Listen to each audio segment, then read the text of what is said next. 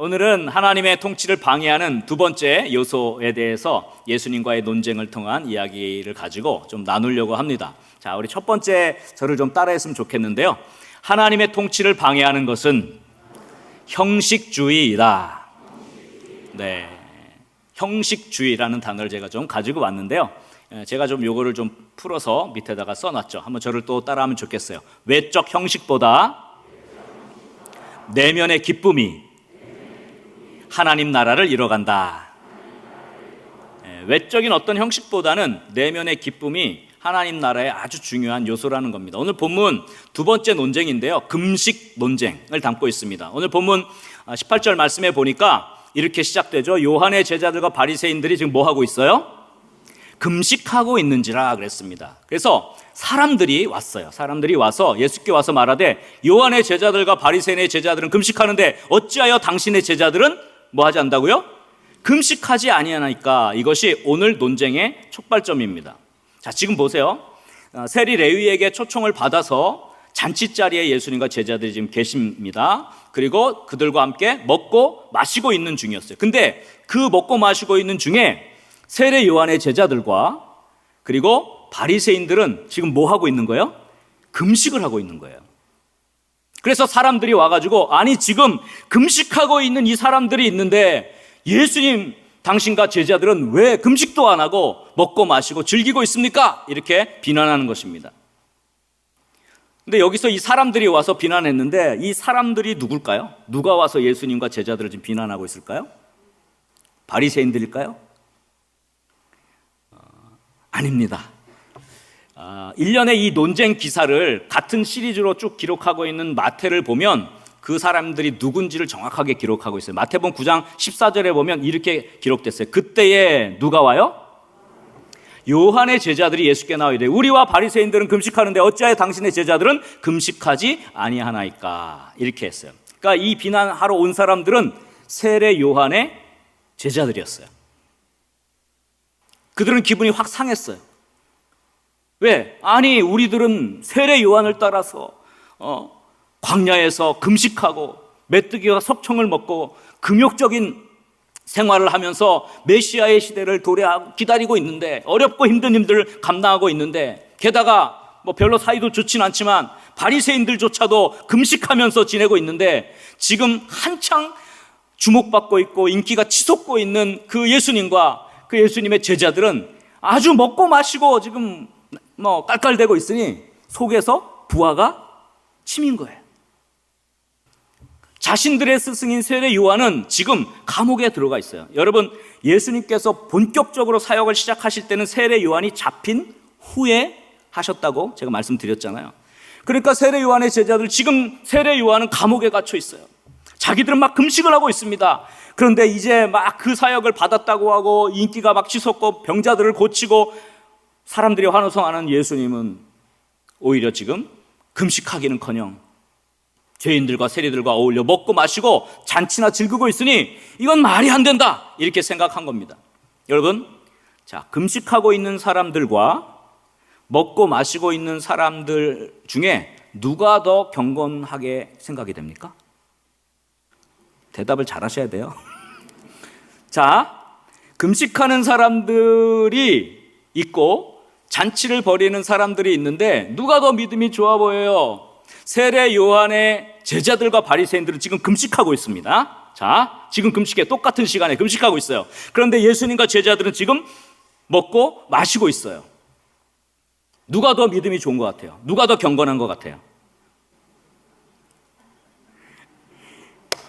제가 오늘 이걸 얘기하려고 하는 거예요. 자, 중요한 거는요, 금식이라는 형식이 사람을 경건하게 만드는 게 아닙니다. 그 내면이 어떠냐가 더 중요해요. 여러분, 금식을 해도 하나님이 기뻐하지 않을 수 있습니다. 금식을 해도 하나님이 기뻐할 수 있어요. 그러나 먹고 마셔도 하나님이 기뻐할 수 있고, 먹고 마시는 것 때문에 하나님이 싫어하실 수도 있어요.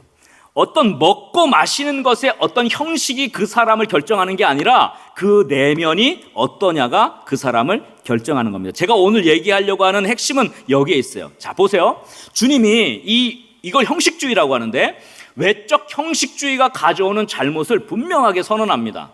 이 선언은 구약의 이사야 선지자가 그 당시 이스라엘 백성에게 선포했던 내용을 그대로 가지고 온 거예요. 그러니까 구약 백성과 똑같이 이 신약 백성들도 똑같다는 얘기를 지금 하고 계신 거예요. 마태복음 15장 8절 9절에 보면 이렇게 말씀해요. 이 백성이 자 어떻게 해요? 입술로는 나를 공경해요.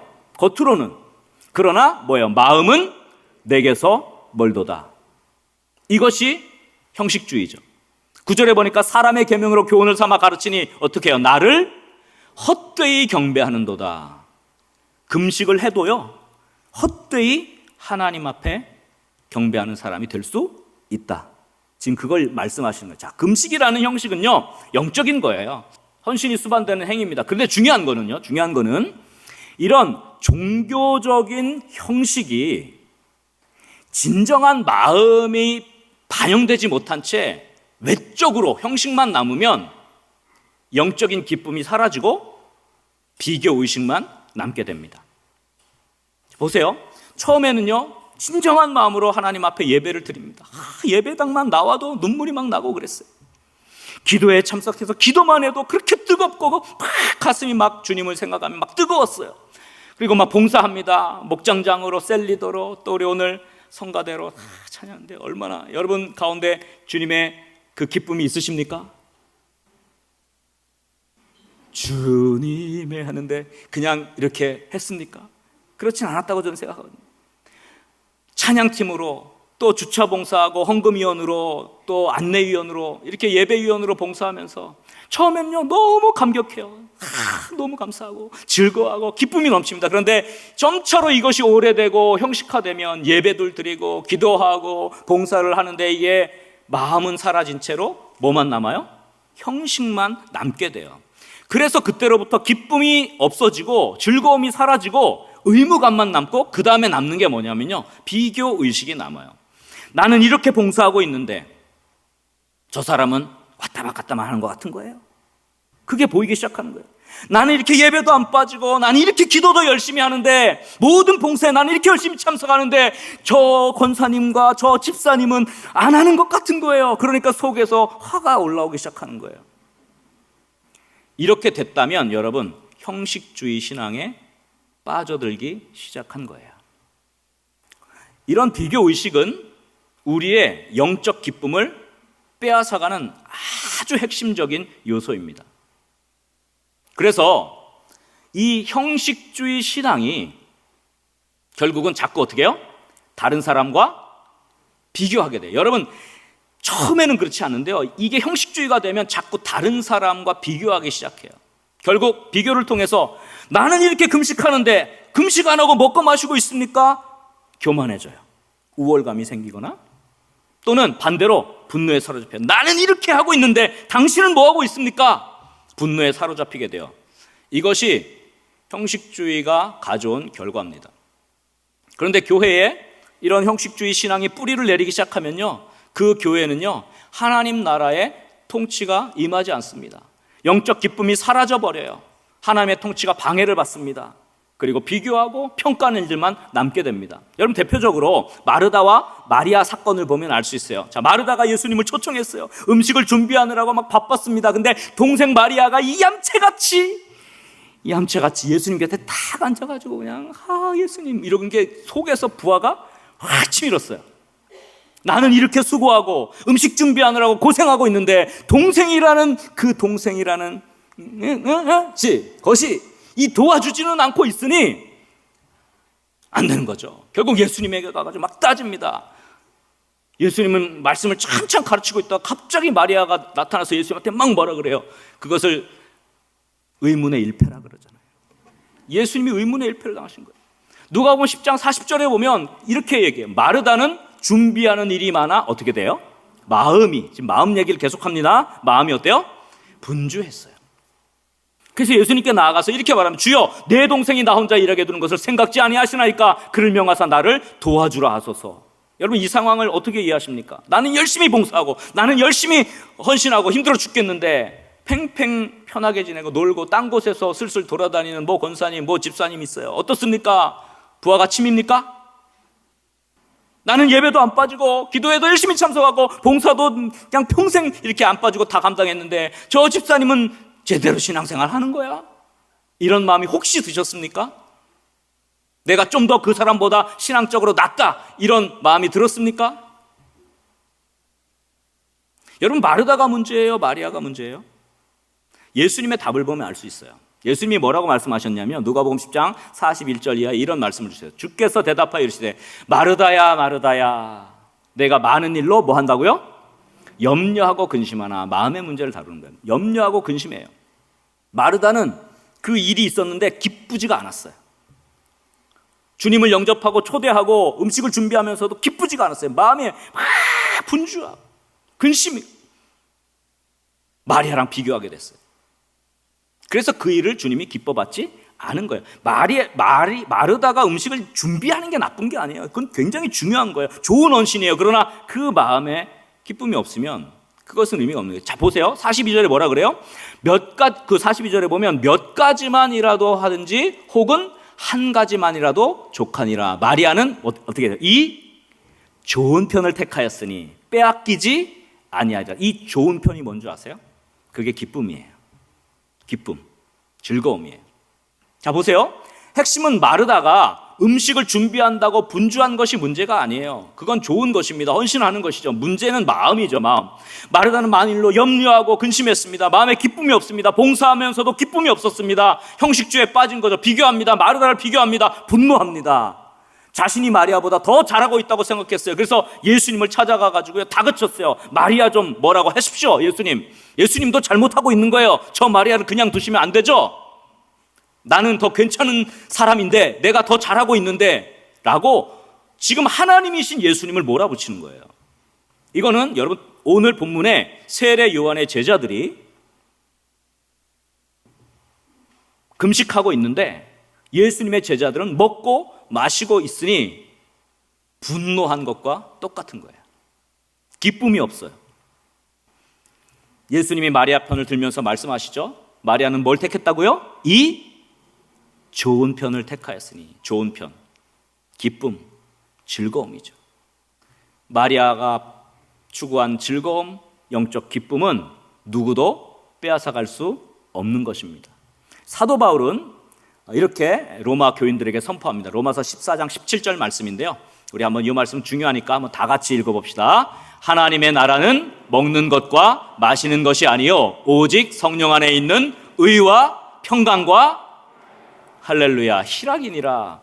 하나님의 나라는 먹고 마시는 것이 아니요. 무슨 말이냐면 그 당시 로마 교회는 이 먹는 문제, 무엇을 먹고 무엇을 먹지 않느냐, 이것 가지고요 막 시시비비가 붙었어요.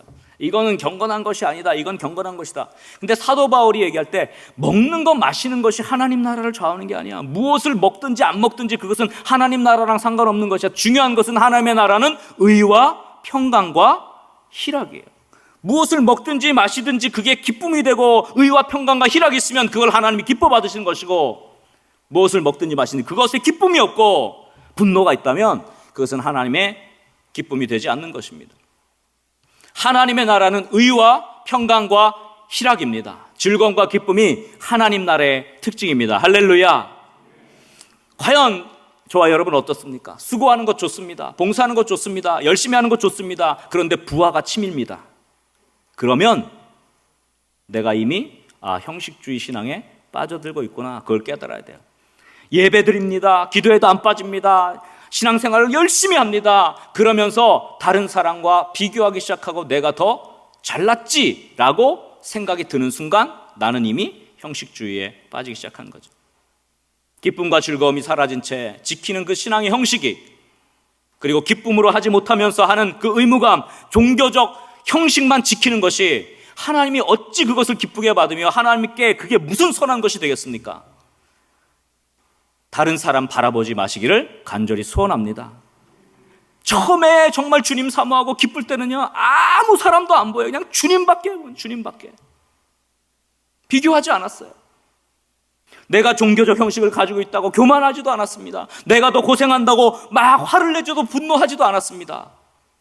다른 사람이 뭐 하든지 그것 때문에 내가 하나님을 섬기는 그 기쁨과 즐거움을 빼앗기지 않기를 주의 이름으로 간절히 축원합니다. 그것이 얼마나 귀한지 몰라요. 나는 지금 종교적 형식만 남은 형식주의자인가? 아니면 진정으로 하나님을 기뻐하며 섬기는 참 하나님 나라의 사람인가?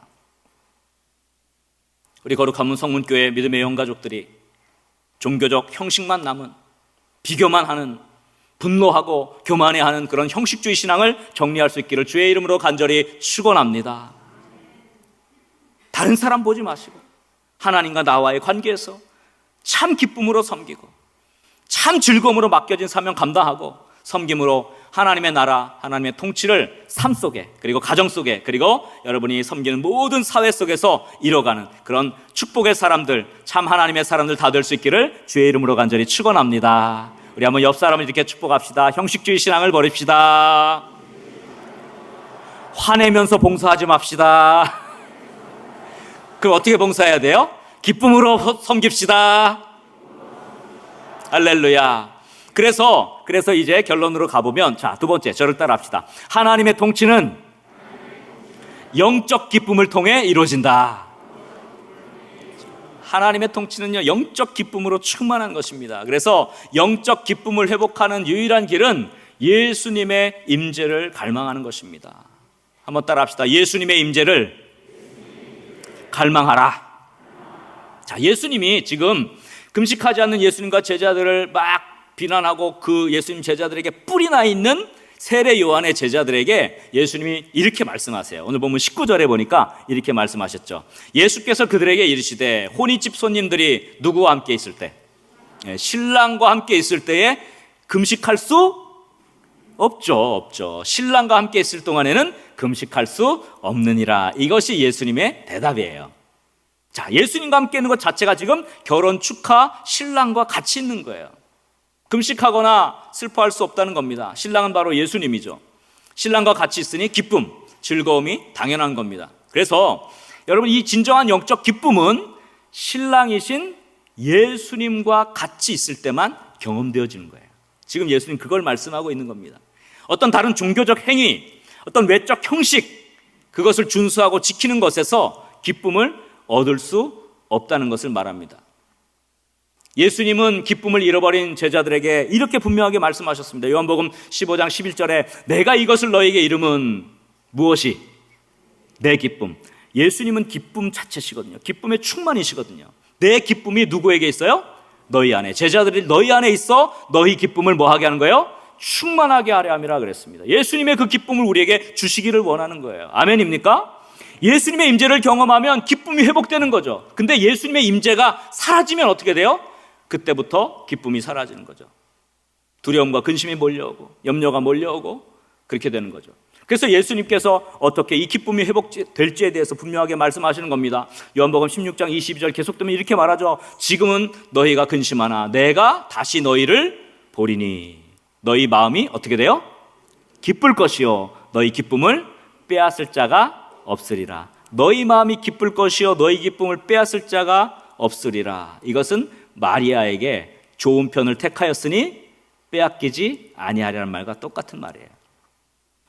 예수님께서 십자가에 돌아가셨어요. 잠깐 돌아가셨어요. 그래서 제자들이 그때 근심할 수밖에 없었죠. 그래서 오늘 본문에 신랑을 빼앗길 날이 이르리니 그때는 금식해라 그렇게 말씀한 거예요. 그런데 예수님이 잠깐 떠나가시지만 이후에 성령을 보내셔서, 보혜사 성령을 보내셔서 볼지어다 내가 세상 끝날까지 너희와 항상 함께 있으리라 했기 때문에 성령께서 임재하신 이 교회에 이르는 예수 그리스도가 성령을 통해서 임재하고 계신 줄 믿으시기 바랍니다. 그래서 우리는 이제는 기뻐하는 거예요. 더 이상 근심과 염려와 금식의 시기가 아니라는 걸 말해요. 그래서 십자가로 예수님 돌아가시고 난 이후에 부활까지 근심하던 제자들은 부활하신 예수님을 만나고 기쁨을 회복하죠. 요한복음 20장 20절이 그 말씀이에요. 이 말씀을 하시고 손과 옆구리를 보이시니 제자들이 주를 보고 기뻐하더라 그랬습니다. 여러분, 세상이 주는 기쁨은요 한정적이에요. 변합니다. 결국 허무해져요.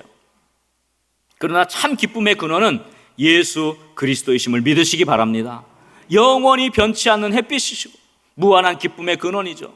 그러니까 진정한 기쁨은 다른 것으로 얻을 수 없습니다. 오직 예수 그리스도를 통해서만 얻게 되는 줄 믿으시기 바랍니다.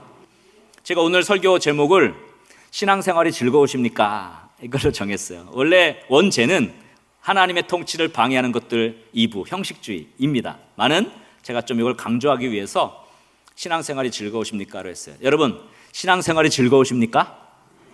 아멘이십니까? 형식주의에 빠지면요, 신앙생활이 즐겁지 못해요. 기쁨이 없어요. 기쁨 없이 신앙생활하는 크리스찬이 너무 많은 이 세대를 우리는 살아가고 있습니다. 비교하고 분노하고 또는 교만해하고 우쭐해하고 이런 것들이 우리의 삶을 좌지우지하게 만듭니다. 그래서 영적으로 곤고하게 되죠. 이런 것들이 우리의 신앙생활을 지배하게 두어서는 안 될 것입니다. 분노와 우월감의 이 비교의식이 가득한 채 그런 눈을 가지고 세례 요한의 제자들과 같이 기쁨이 없는 채로 신앙생활 하지 않기를 주의 이름으로 간절히 축원합니다. 그런데 이 영적 기쁨은 그냥 주어지는 것이 아닙니다. 기쁨의 근원인 예수님을 간절히 갈망할 때 솟아나는 줄 믿으시기 바랍니다. 예수님의 임재를 갈망하십시오. 예배 때나 기도할 때나 봉사의 그 형식에만 머물지 말고 진정한 마음으로 주님을 간절히 사모하고 갈망하십시오. 예배 드릴 때 주님, 내 삶의 기쁨이 되어 주옵소서. 기도하면서도 주님, 내 삶의 기쁨은 오직 예수님이십니다 고백할 수 있기를 소원합니다. 여러분, 봉사하면서도요, 주님만 계시면 저는 힘들어도 저는 기쁩니다. 슬퍼도 저는 웃음이 됩니다. 어떤 환경도 행복으로 변화될 줄 믿습니다. 주님만 갈망하고 집중하십시오. 마음속에 다른 사람 보면서 분노하거나 또는 우쭐감, 교만함을 가질 필요도 없는 것입니다. 예수님의 임재를 갈망하는 그 사람에게 주님의 기쁨이 임하는 줄 믿으시기 바랍니다. 고난도 예수님을 생각하면 기쁨으로 받게 돼 있을 수가 있어요. 우리 여기 믿음의 어르신들 많이 계시니까 여러분, 옛날에 참 우리 어려웠잖아요. 생활도 어렵고 경제도 어렵고 뭐 교회도 뭐 더 어려운 환경과 상황이 있었잖아요. 그런데도 왜 그렇게 기뻤는지 몰라요. 그죠? 그냥 교회 가는 것이 기쁘고 봉사하는 게 막 눈물이 나고. 환경이 우리에게 기쁨을 못 준다? 어떤 고난이 우리에게 기쁨을 못 준다? 그거는 내 안에 예수 그리스도가 아닌 다른 것들이 기준으로 잡았기 때문에 그렇게 되는 거예요. 왜냐하면 세상의 기준이 나에게 주는 기쁨을 거기다가 이미 채워놨기 때문에 이것 때문에 난 기쁨이 없어, 이렇게 생각하는 거예요. 여러분, 아픔도 예수님 안에서 기쁨으로 맞으면 기쁨이 될 수 있는 줄 믿으시기 바랍니다. 어떤 사람은 그래요. 나는 다른 사람이 가진 거 없어요. 나는 건강도 잃었습니다. 난 건강도 없어요. 나는 물질도 없어요. 나는 다른 사람이 갖고 있는 아무것도 없어요. 그래서 난 기쁠 일이 없어요. 이거는 그 안에 예수님이 없다는 얘기예요. 다른 사람이 다 가지고 있어도 나는 없기 때문에 기쁨이 없는 게 아니라 나는 아무것도 없지만 나는 예수님이 있기 때문에 기쁩니다 라고 고백하는 게 참 예수님을 중심에 모시고 사는 사람들의 특징 아닙니까? 나는 예수님이 있잖아. 이 기쁨을 회복할 수 있기를 주의 이름으로 간절히 소원합니다. 여러분, 신랑 곁에 있으십시오. 신랑의 친구로 있으십시오. 우리 거룩한 문 성문교회 믿음의 영가족들이 형식주의, 비교, 의식에 빠져서 교만하고 분노하는 그런 하나님 나라의 통치에 거슬러가는 그런 신앙생활 하지 않았으면 좋겠어요. 신앙생활이 즐거웠으면 좋겠어요. 고등학생인데도 막 교회 교사봉사, 성가대 지휘부터 해서 뭐 하는데 왜 그렇게 기뻤는지 몰라요. 지금도 저는 그 기쁨으로 주님을 섬기기를 소원해요. 근데 우리의 가운데 예수님이 임재가 순간 떠나고 세상의 것들이 막 몰려오면 기쁨이 사라지게 되더라고요. 항상 예수님을 갈망할 수 있기를 주의 이름으로 간절히 축원합니다. 예수님만 계시면 우리는 모든 것들을 기쁨으로 받을 수 있어요. 예수님의 임재가 우리에게 최고의 기쁨을 주시는 줄 믿으시기 바랍니다. 이런 결단, 기쁨의 영향력을 미치는 하나님 나라, 하나님의 통치를 이뤄가는 기쁨의 사람들이 다 될 수 있기를 주의 이름으로 간절히 축원합니다.